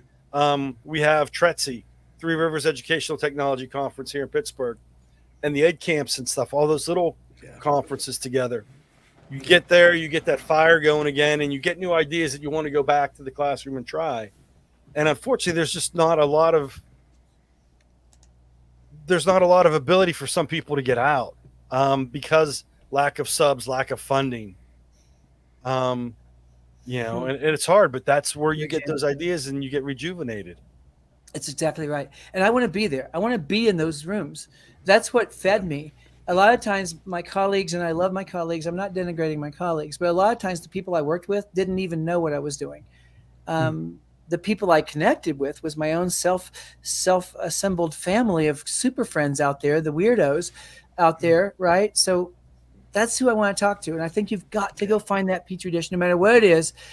If you have to spend your own money, you've got to reinvest in yourself, right? You ever have someone tell you how to do something and you knew they didn't even do it? Let's go back further. Colonial America, right? The pioneers went west, and some people stayed in the colonies, right? And by the way, once you get out to the Midwest and you're fighting plagues and locusts and fighting for survival, don't take advice from colonists. They'll get you killed because they didn't go west. They didn't go west. Their advice is already passé. Our kids are headed west, with or without us. And our advice could get them in trouble if we're not actually going with them. So be a pioneer again. Jump in with both feet, right? Yeah. Learn beside your kids. They're going to respect you for that. It's fun. And once you're there, you're going to know you can't go back to the way it was. You can't go back. You can't. And then you're going to be in trouble, and you may have to find a different job. I hope people appreciate you. The next thing is, remember, some pig. You got to make sure the community values what you're doing so that you can stay. Yeah. Because, again, most good school innovation dies of domestic violence. Yes, Sandra, be a pioneer. Why not? Yeah. And I've often said, getting into education, there's so many opportunities that you almost have to work very hard to not grow. Yeah. When you put yourself around the right people, you have to have that. And I've had different times, we all went through that, the big P word and everything that went on in our lives. And there's a couple times where I hit that February mark where Pete and C falls, and I'm like, I needed that battery recharge, and I needed to call on my tribe. I needed to be iron sharpens iron in those scenarios. And I got so invigorated, ready to go. And I was good. I was set. I went back to my building, and there's times where I just felt like, man, I just feel bad that if the people have not created that for themselves. That's the other thing. And that's the other reason why we have the pod. That's why we're trying to do as much as we can, because there are some people that don't have those connections. They don't know what they're missing. They don't know the excitement, the things that go on, just talking and getting jazzed up by the stuff you're sharing. That's what it's about. You need to hear it. And I love the way you said it. I know we had Coy on. He kind of said the same thing, share your story. And that's something that teachers are so bad at doing. Whether it's, we don't want to toot our own horns. We don't want to, we just, I just do this thing. Well, that thing to other people is the best thing since sliced bread. But doing better at sharing our stories is a huge, push, a huge something that we need to do better, Yeah. You're right. I think we're dying of humble, and we're letting other people sum us up, and they're getting it wrong. And so we've got to tell our own story. We've been able to do that for a long time now. And I think it's time. It's time. So what I do is I show teachers in a workshop, here's how you create a trophy case using Google Draw. I go Google trophy case. I pull it in. I put it there, trophy case. Then I get a bunch of trophies. I put them in there. I put a QR code for all the cool things you're doing on each trophy. I project it on the wall on parent night. Moms and dads aim their phone at it. Their kid pops up and does their report. Mom and dad are blown away. This is QR codes. Still, it's a thing. But now I've got a trophy case for every classroom. It's a digital portfolio. Call it what it is. It's also on the website. It's also on the wall. We've got trophy cases with trophies that every trophy in there, the people who won the trophy are dead. They've been dead, right? And yet they're still in there collecting dust. Where is Right. the trophy case for student success, for student careers, for student jobs, for STEM, for STEAM, for maker spaces, for project-based learning, for all the stuff we know matters? Mm-hmm. We can do this, Yeah. and it can happen tonight with no money. MacGyver, come on, me hearties. Let's do this. Let's let kids be proud. And when they graduate, wouldn't it be nice if the trophy case stayed there? You know what happens? Mm-hmm. Kid goes from fourth grade with a great teacher, and she's got a whole, world or ecosystem of bragging on the kids. But then they cash out and they go to fourth grade where the teacher doesn't do any of it. How would that feel? That your resume is erased. I want them to take it with them. So let it live and give them the link, and then later on they can grab it and make their own trophy case the same way. I talk about this because it's free. It doesn't cost anything. You don't have to spend a lot of money. $1 million idea can cost $1, right? And if you want to see how to do that, I'll show you a link. I'll put a link on there. I've got links to all this on my resource pages. Just tons of stuff. It's a junk drawer. It'll drive you crazy, but it's a short drive for most of you anyway. I'm a big advocate of publishing student work. Putting it on in the hallway is great, but there's all, like you said, it's temporary. You need to push it out beyond that, and you can do both. You could put it on the wall, and then, like you said, I love the idea of a QR code. Put it there, people could scan it, people could see it, and put it out on the web because it stays there forever, and you can do it free. I get laughed at because I still use wikis. You know what? A lot of the technology that we use, we never really used well. I call it tech porn. I call it tech porn. You go to a session, 60 tools in 60 minutes, and everyone has a great time. And we go back and we don't do anything with that cool stuff. We don't. So my question to your point, Dom, are we global or snow global? If we're snow global, I got to come to your school to find out how great your kids are. I'm hiding their cash register. If we're global, it's findable by the scholarship committee and the kids on the record as being amazing. Why are we hiding the resume? Global or snow global? I think it's time to be global. And if people get nervous, no, they're sharing their puberty. Why shouldn't we share their academic success? Yeah. They're leaving a digital trail. At least let them have say and put a positive spin on it. Here's what else I'm doing. Why wouldn't they pee in the pool if they don't think it's important? They're going to. So I think it's important, I think, for them to think about all the things they've done as a bank account that they don't want to bounce a check on. But if we're doing nothing digital, nothing, why not do something stupid? I want them to perceive the value of their reputation, their value of their resume. We should be helping them build that, starting at the first day of school. All these pieces of paper that can burn up in one house fire, that's a bit precarious. Yeah. I'm all over the place here. You guys got me inside. No, because I love it. Yeah, I love it. My mind's like an 8-track tape player for the people way back in the day. Whenever it jumps from song to song, you never know where it's going to end. I know I could see the path in my head, but it's not always coming out verbally and easily followed. But I'm following along with this great because this is in my wheelhouse of conversation. I'm loving this. That's just something that I took a class years ago, one of my research classes before the internet. I remember sitting there and learning how to use the internet, and I typed in all this stuff. It took me like 15 minutes, and I got 3 hits on the internet. I'm like, this is just stupid. I could go to the library, and the microfiche has like thousands of resources. But going through that, the professor's like, "What happens? Did you graduate? Did you graduate high school?" I'm like, "Yes." "Did you graduate college?" I'm like, "Well, yes, I'm in a master's program." I'm thinking, what did I say that I go back into my Pittsburghese and Yinzer speak that I'm sounding uneducated? And his point was, there's no record of you. If your house burns down, how do you go about having record pre-internet? And it was, you go to the go get stuff notarized, go to the courthouse and have stuff put on public record. Now we don't have to do that because we have social media, we have the internet. Right. That's our record. Where before it was old school, you actually have to go somewhere and have everything certified and stamped and made public record. Now we do it with these every day. The Library of Alexandria, Egypt, burned, and all the collected knowledge of the world burned with it because it was in one place like that. I was talking to a professor and we had an argument about social media in front of the whole class. He was down, take me a task. Because I said, I publish on Twitter to 60,000 people who follow.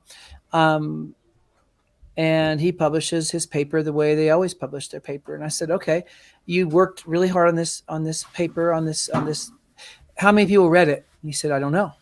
I said, how would you know? I don't know. I said, well, I can tell you that 60,000 people saw the last thing I published. So you're a secret genius, and I'm actually building a network of people and collaborating with people worldwide. Do you understand that you're incestuously thinking, and I'm building a network? He still scoffed, and he get to win because it was his class, but he was wrong.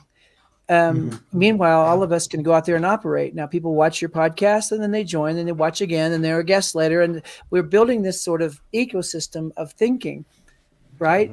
And that's what you can do instead of the other things you can do, because you can do something, right? And I want kids to just jump in there and get smarter because they have all of this, but it's too enticing. Yes, that's right. The PLN is so important, right, Patty? Yep. And by the way, she's in my PLN. And all these people talking are on my PLN. These are my people. And I've known her for, God, how long? 17 years, Patty? How long have we known each other? And that's the thing, is that once I met her, we never let go. There's no reason to do that once a year. You ever go to a conference and think, oh, it's so good once a year? I want to talk to you guys all the time. Yeah. Eric and Dom, if you don't talk to me after this is over once in a while, I'm going to be mad at you. Because I'm like, what, you use me or something? Well, what? You weren't into that? Well, I thought be careful what you wish for. We'll be badgering you. Well, the people I build things with are the ones who just stay around. They literally call me on the phone and say, I got this crazy idea. Can one of my kids do your one project, but do it old school? And then one of the other kids in my class do it with AI, and we'll compare the two. Yes. When? And do I need to show up in Zoom to give them love? And do I need to get Wyatt to show up in Zoom and give them love? So they're talking to the guy on Jimmy Kimmel and get them excited. Tell me what you need. Yeah. And then we're going to get something big that we can talk about. You can talk about it at the next Pete and C, and I can talk about it in Ohio, and I can talk about it in Missoula, Montana, Thursday. And I'm going to. And then I want to point 1,000 people at your project to donate money to your next one or whatever. Yeah. Snow global versus global. I want to take it global. Yeah. Well, awesome. When I was a technology coach, and we had it's called Classrooms for the Future. I was third cohort, and that's where a lot of us met. And I remember when Twitter first came out, everyone, we were meeting and stuff online and talking through Twitter, and you had your online friends, and then you had your friends. And over time, that is blurred to they're your friends, because the technology has become so ingrained into society that I don't have to differentiate between. Well, sometimes I do, because my neighbor Kevin thought we were having him on the podcast tonight instead of you, Kevin. But oh, really? He's like, I didn't agree. He's like, I didn't agree. I don't know. But he was like, I didn't agree to be on your podcast. I'm like, not you, Kevin Honeycutt. He's like, oh. But I mean, it's switched where it's like, they're just friends. You talk to people. They're not online. They're not in person. It's just they're acquaintances, they're friends, they're colleagues, mentors. But you have to get rid of the virtual or online. It's just because it's so ingrained in society. You don't have to do that anymore. And how things have changed over the last 16, 20 years. Hold on just a second. I'm going to do this okay. Oh, okay. I got to put paper in the printer. Do this real quick. This guy's talking about AI. He's putting paper in the printer. You're good. I accidentally kicked the plug out of my computer, and I was getting down under 50%. So I took the elevator down earlier when I disappeared off camera. Thought it was Charlie related. No, good she's stuff. sleeping. I'm not going to wake her up. Yeah. Good conversation. I do think we need to start, I think we'll hit with the superpowers. And I was talking to a friend on his podcast yesterday, and he was talking about when he was in college. Remember, we would use a dot matrix printer, and it had threaded spools, and it would misthread, and and all those challenges. And he was the first one in class to ever hand in a paper written on a computer and printed. And his professor took him to task in front of everyone and talked about the low quality of his printing versus a typewriter, and how, because there's only so many, pixels per letter, and some of that early stuff looked, even though he had printed it and typed it on a keyboard, which is the same keyboard as the typewriter, the only way she knew how to critique him was on a standard that didn't matter anymore, but she just didn't know it yet. He was ahead, but yet he got the leading edge is the bleeding edge. That he got excoriated in front of everyone, and she got to win on that day, and that's going to happen. That doesn't mean we don't keep pushing. We got to keep pushing. So if I can come back and circle back to the idea that I was trying to make here, is that we got to build learning that is something kids don't forget. So this is the last little story I'll tell you. That's like this. One of your ancestors, came down, got up early in the morning. His wife had made woolly mammoth. It was dry. He didn't say anything, but he went down to the watering hole in an hour he never went down there, like at 5 a.m. And when he got down there to get a drink of water, he looked up and there was a saber-toothed tiger across the way, and the tiger went, "Rah!" And he went, "Oh," and a thunderstorm occurred in his brain. And we still have the same brain, right? It went from the front to the back. What do I do? What do I do? What do I do? And then this thing happened in his brain where he thought, never drink water from watering hole when sun is low on ridge. And for the rest of his life, he never did, right? Yeah. So emotion cements learning. So how you feel at the time of learning is forever associated with the learning. So if we don't bring emotion to the project, I promise you they won't remember. They can't remember. Your brain does not hold on to things it deems unimportant. So how do you engage the thalamus and hypothalamus, the emotion centers of the brain? You got to make it matter. And the only way I know to do that is involve kids in the process so it matters to them, because we're not clairvoyant, and I shouldn't be that arrogant that I think I'm going to invent the perfect thing that matters. Differentiated instruction, anyone, when I'm God? No, self-directed differentiated instruction, where the kids teach you what they want, what they need, what they learn. You know what I mean? Yeah. That's like, because it's one thing I've noticed, like with your presentations and with your social media, you're always bringing your hobbies into and tying your hobbies into the educational process. Singing earlier, playing guitar, being master of the obvious. I'd ask the question this, about steampunk, but I guess because steam is in the term steampunk, that goes along with the making automatically. But you're big into, with your artistic background, bringing hobbies in and interweaving that into what you talk about with curriculum and such. Yeah. And you live it. Yeah. First time I brought my guitar to the class, and I thought, I was embarrassed. I thought, who am I? I'm no performer or anything. But then I realized the kids were very interested. And this happens. You see this with your kids. If you're interested in it, they're usually interested in it. And if you suck at it, they are more interested in it, because they're like, "Oh, Mr. Salvucci thinks he's good. I feel sorry for him." And you can leverage that. You can leverage that and say, "I dare you to outdo me. You guys want to make a music video out of one of my songs? I would love that." So I think it's important. The safest place to be in front of kids is you, all the way you, whatever that looks like. I was going to show you my steampunk guitar since you mentioned steampunk. Is that okay if I trot that out? Yeah. So it's sitting right here. Okay. So when I was back in 8th grade, I started drawing pictures of a guitar that I didn't know was steampunk. I'd seen Wild Wild West and some of those shows where the age of steam kind of fell into technology in some weird way. Well, I've always been cognizant of that idea of steampunk. And as steam and STEM came along, I thought, oh my God, to me, those are all one thing. So if I could design a guitar and have it built, I could make a certain kind of point. So I drew this guitar, and I went to a luthier, an actual guitar manufacturer named Chris Mitchell out of Statesboro, Georgia, who makes bass guitars for AC/DC. So he's a pretty real guy, a former band instructor. So this is my kind of vibe. He's a former teacher. Are you kidding me? That's going to happen. So I gave him my sketches, and he said, "I can do this." Later on, he said, "I didn't think I could do this, but I couldn't say anything in front of him." So 2 years later, he shows up. He shows up with my guitar. And so I'm going to show you this guy. Ready? Oh, wow. Now notice the radio vacuum tubes. Notice that the top there, it's called the Honeycutt. It's a cutaway. And the thing that connects that to the guitar are rifle casings. Down there in the bottom are sousaphone finger buttons. Those are clocks, watches. Some of those are like surgical tools. And the whole thing, when you plug it in, lights up. That MBG is Michelle, Ben, and Gibson, my wife and my kids. This is deeply personal. And look right there, it says what? Build, create. And that's me, baby. And then up there, there's an L2, L2, L. This is my philosophy. Learn to love to learn. If you want to live longer, that's what you do. There's a VU meter that when you hit the strings, it actually jumps commensurate to how hard you hit the strings.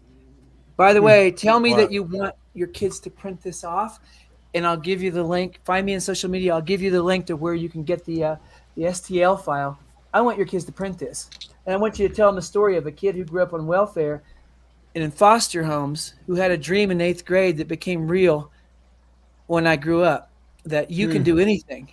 Anything. The only thing that can stop you is you.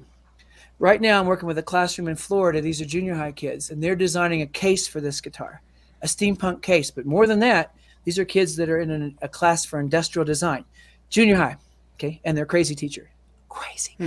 See what they're doing? They're building me a case that opens up on stage, folds into a podium, Yeah. and then folds back together, and this guitar goes in it, and it travels all over the world. That's going to be manufactured. I'm paying for it. I'm the customer, but not unless I'm happy with it. So we're meeting on Zoom. They're showing me their sketches. By the end of the school year, I'm going to be traveling with this. These are junior high kids. That's one classroom. I've got projects going on with kids in Chattanooga, Tennessee right now, in Nest City, Kansas. These are sometimes one crazy teacher and one kid. Sometimes it's the whole class. Sometimes the whole school system. But I'm trying to prove something here. Yes, they're kids. That kid that had to raise her hand and ask for permission to pee, she closed Taco Tico last night, set the alarm, counted the drawer, and was trusted by a guy with his entire livelihood. And she's asking for permission to pee. What the crap are we doing? Can't we get these kids something more important to do with their time? I'm in a hurry. Yeah. And I'm in a hurry to find my brothers and sisters out there. And if there's something I should be bragging about that you're doing, I want to know about it. You should be next on this podcast. And if you're sitting there thinking, crap, I'm doing some cool stuff, I never thought about it till now, get on the podcast. Get on the podcast. It's powerful when people say, oh, he's just across the hall from me. I had no idea. Why? Don't be Emily Dickinson. Okay? Yeah. Yeah. Brag a little bit. If you brag, guess what? You brag on your kids too. And if you can't brag on you, brag on your kids. What is wrong with that? Yep. Yeah. Thank you. Well We said. appreciate the Yeah. Anytime. Tom. This has been so much fun. I owe you guys for the therapy, really. You should meet my team of therapists. We'll You thought compare it was notes. We'll one? compare No, notes. no. Yeah. Yeah. Compare notes. Yeah. All right. Well, speaking of notes, listen, one of our favorite questions to ask our guests. What is your superpower as an educator? That's question number one. And then question number two is, if you could choose any superpower, like in a comic book, what would it be? So in any order you'd like, Kevin, take the stage. There's so many. One of my superpowers is I can see what isn't yet, and then I can make it happen. Is it perfect? No, but I know how to manifest it. And in the early days, I did it by myself, and then when I really started cooking, I was doing it with kids. Hey kids, how can we make this happen? Well, it's not doable. I had a code guy one time. I said, I want to walk out on the website. This is before Ellen did this. I want to walk out on my website and talk to people as if I'm there. He said, well, it's not possible. I said, no, I don't care if it's possible. How do I make it look possible? So what did I do? I made a video of me walking out. I removed the background, chroma keyed. I compressed the file so it would load easily on any browser, on any bandwidth. And I did it. Then I went to a meeting with the same guy. I had him launch my site. I walked out on the thing and said, hey, Pete, I told you I could do this. And he's like, that's not possible. I'm like, you're not an inventor. Me and my kids are. It doesn't matter if it's possible. It's not possible today. What can be possible? So I can see what could be, right? And man, do I love doing it. And I love it when people tell me I can't. Oh, do I love that? Do I love that? I don't know. I think of all the different things out there that superheroes can do. You know, I think making other people powerful is one of my favorite things, because that's what I like to do with kids. You know, I think when Iron Man is coaching Spider-Man in the movie, and it's a pain because he's a kid and he's clumsy and he's awful, and yet he finds the patience to really truly be a mentor. That's the stuff. That's how you make new superheroes. So yeah, I like to manufacture new superheroes, and I like to see and then help make the future happen. That's awesome. That's great stuff. You guys are nice. Thank you for spending time with us. I mean, this could go on for, and we've had a couple that have gone on for well over an hour. I don't want to keep taking your time. Oh, I don't mind. It's just fun. Yeah, we are. What are we at now? We're at hour 40 minutes. Yeah, hour 40 minutes. Yeah, and it feels like it's been 20 minutes. I know. That's awesome. I would say, guys, let's do it again. Let's go different directions. We can go into creativity per se. Sure. I'm going to keep working with AI, and I'd love to come back and give you a report on what I'm seeing. You teachers out there that are listening, if you've got one student in your class that is very interested in this, and he wants to do the music video, she wants to do the music video. If you say, Kevin, do you have anything in a different genre? I know lots of musicians. Tell me what you need. Rock and roll, death metal. Tell me what you need. I'll find it for you. But most important thing is find me a kid who wants to do this. And let's look, the end of the year is coming. I want something in the trophy case by May. Okay. So I'm kind of in a hurry because I'm going to be at conferences showing that work. And by the way, I want your kids to design a link that anyone can go to that will help that kid's career once they do the work. All right. So part of it is designing a way for the world to help you, the call to action, whatever that looks like. Okay. That's awesome. Thanks. That's awesome. I know I'm going to roll that out with my students. I always offer like optional enrichment assignments, but I'm also going to push that out to some of the music teachers I know, and encourage them. And I'll roll it out with my students because it doesn't always have to be curriculum tied into curriculum with my classes. I can offer enrichment. I'm fortunate I'm not tested. I don't have a tested subject, social studies, U.S. history. So I can play, and my district is kind enough to give me the freedom to play. So I can do things like this and encourage the kids to try. They don't always do it, but it's out there for them to hopefully take that leap. And this is something that was right in that wheelhouse. While you're doing this, Dom, tell them that I want this. I want the video, yes. And I want a director's cut with a picture-in-picture of them saying, okay, so I found out about this guy, Kevin Honeycutt, and I went on the thing and I listened to the song, and it wasn't my taste, but I still jumped in with it. I listened to it. I storyboarded it old school with a pencil. And then I used this software, and the software changed, but I went in and I realized it's all about how I asked the AI. So I asked the AI, and I got it really wrong at first, and it was hilarious because it didn't fit the song at all. I sent a link to the guy who wrote the song who actually answered me. It's crazy. He lives in California. He's the coolest guy, just the coolest guy. So then I did it again, and then I asked him and my inputs got better and better and better until the video looks like this. See how it ends here? And it goes perfect with the lyrics. And the artist loves it. I love it, and I can't wait to do it again. That's what I want. I don't just want the product. Anyone can do that. Yeah. I want the director's cut. So you've got this one, and right beside it, you got this one. They're both right side by side on YouTube, the beginning of a resume. Before long, other artists are calling saying, what do you charge? Because if I don't need a film crew and I don't need cameras, you understand? It costs me what $100 a month for the best stuff and $25 for the beginner's plan. And I can make a video that makes the artist happy and he gives me $1,000. There's something there. Yeah. Yeah. That's amazing. Yeah, it kind of goes back to what Don was saying earlier, like, is it the product or is it the process? And like you're saying, the product we want to see, but man, that process. I really want that director's cut. I want to see that process, and that's huge because again, that's a lot of what we're about. We want to see that light bulb.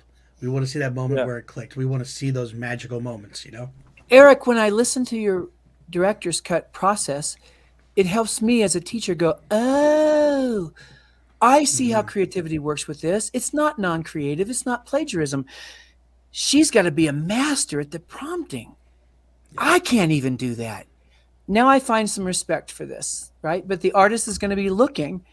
Da Vinci, Michelangelo got in trouble for daring to use eggshell tempera. You lazy bums. It just happens to be, the Last Supper. It's kind of an important painting, but I'm going to yell at them for the eggshell tempera. Shake it off. Get over it. All right. Oh, you got to watch with the Taylor Swift references there. We do have a couple people listen that. He always finds a way. He always finds a way, I'm Dom. just- That's funny. Where was what was the reference? Did I miss Shake it? it off. The shake Shake it it off off. piece. Ah, Yeah. I was saying that. I was saying that in That's all good. 1991. No. Oh, all good. So all good. I can Yeah. use that to instigate my friends, and it's a Kevin Honeycutt reference, not a Swifty reference. You're I safe. like I like it. Look at that. That's the cleanest one you had all year, Dom. Cleanest one. You're good. Kevin, this is amazing. It's like a family reunion, really, what it boils down to. Just getting Isn't to it know you, weird? to chat with you. I know, right? I love it. This is so Yeah. good. Concrete sequential. gotta- Man, Jim is like a font of everything. You got to get Jim on here and talk about what. Do you know Jim? Do you guys know Jim? Mm-hmm. Yes. Yeah. Known him for Okay, many, you many know years. how he goes to the battlefield and he gets that picture today and he gets the picture from back then and he puts that all together into one thing that kids can do. Oh my God. Oh my God. I fell in love with that stuff that he does. I just love it because kids can go online, find that ancient picture, go take that picture. I don't care what town you live in, and then do a before and after kind of video. Just think what they could do with that. And yes, it's going to bring history to life. I'm a huge fan of history too, Dom. I cannot tell you. I'm an art teacher, but if I hadn't taught art, it would have been history. Because history, to me, is the backbone of all curriculum. I can tie everything to history, right? So without understanding history, you really don't understand how things go together. And that's art, that's music, that's everything. So yeah, I'm a huge fan of history. The story of everything humans have ever done, yeah, kind of important. Yeah. Kind of a big deal. Yeah. Awesome stuff. That is. All right, well, listen. So we got to mark it down. All right, so he wants to be back on. We're gonna take a different scenario. I got a couple ideas already brewing of different things, and I got one that's gonna be totally in a different direction that you're probably thinking. So, but we'll be reaching out, and then the other thing Yes. is we've got Old Man. What was the? It's in my sticky notes here. We got a movie that we got to watch, The Old Man Dad. So we got to watch the video. We And got to make sure. I want to check out the and we- movie you made. And we got to figure out what software he's using for the fireworks because that's right up Dom's alley. And Yes. then, and then we got to make sure that we reach out to him where we're going to be cut off. So, all right, I think I got our list of what we got to take care of, Dom. All right, we got to write that down. Yes. And Take hit me on social media, people out there. I have several Instas. My favorite one is a new one. It's Kevin Lee Honeycutt, one word, and it's teacher moments. So it's when I remember a kid saying something to me. And I'll give you one. I was doing a drug education show where I'm dressed up like Einstein, and I'm playing a character called Dr. Heimlich Manhoover. I'm Dr. Heimlich Manhoover. And I stole the accent from Sexually Speaking. You're on the air. Joyce, remember that one? Yeah. But kids don't know that, so it's okay.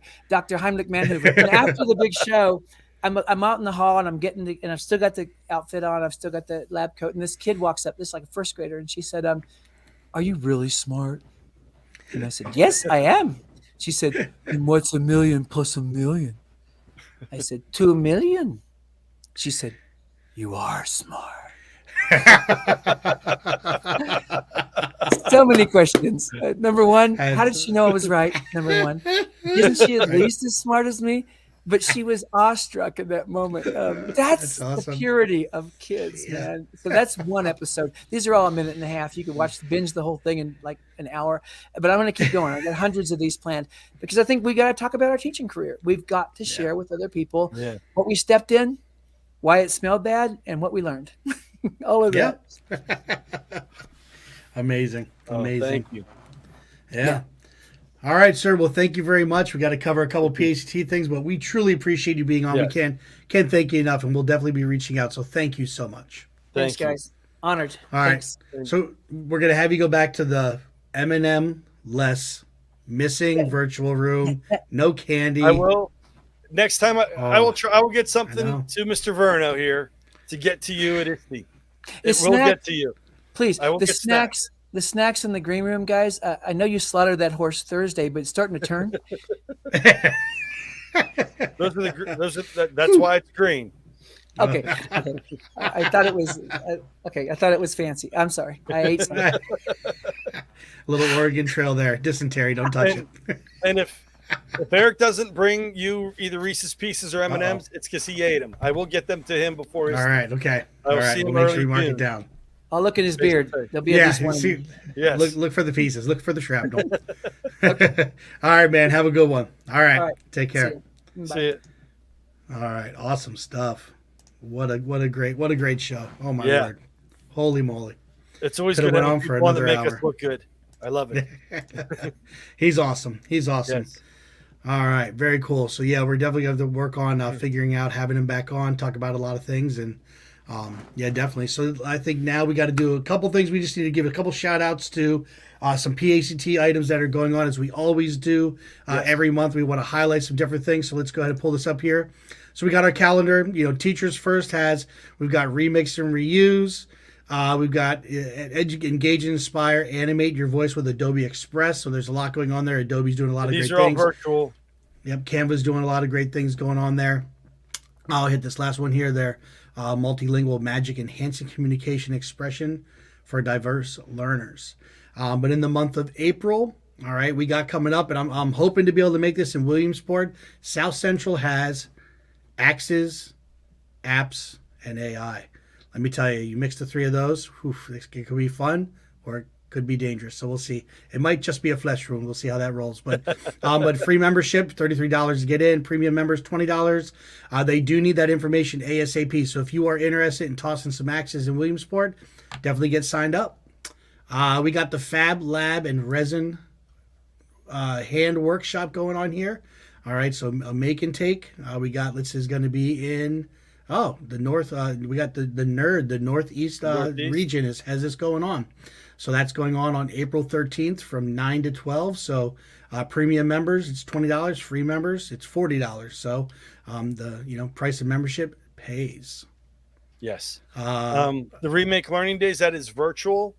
That is because it's going global. Remake Learning Days was a Western Pennsylvania thing. It has expanded across Pennsylvania. It's gone international. The rundown is going to be, it's a Zoom meeting discussing all the different events going on around PA, the globe, for Remake Learning. Yeah. So that's going to be a good event. And then the other one is a Southwest regional event, I believe. All right, I just want to highlight here the professional development series. We're kicking off some of our PD work. So yeah. Yes. Ed Tech meetups going on. Is that what you're talking about? 3:30. Yes, that is going to be a Flex Space in Pittsburgh. Green Tree Road. It's the Pittsburgh side of Green Tree Road, not the South Hills suburb side of Green Tree Road. But that is limited space, Act 48, and it is from 3:30 to 5:30. All right, and our higher ed group's got the TERS conference going on. I'll be there to chat a little bit with some of the professors and some people that are presenting. That's happening at Bloomsburg University, my alma mater. But unfortunately, I won't see my daughter because she'll be hiking the AT at the time with her grandmother. So, so Lynn Humble's got that going. So that should be an awesome experience. Saturday, April 20th, it kicks off at 8 a.m. with breakfast and session. All right, and then afternoon sessions. All right, and a new thing that we have going on, we're going to be, rolling across the state, but we're going to be doing some regional cornhole tournaments.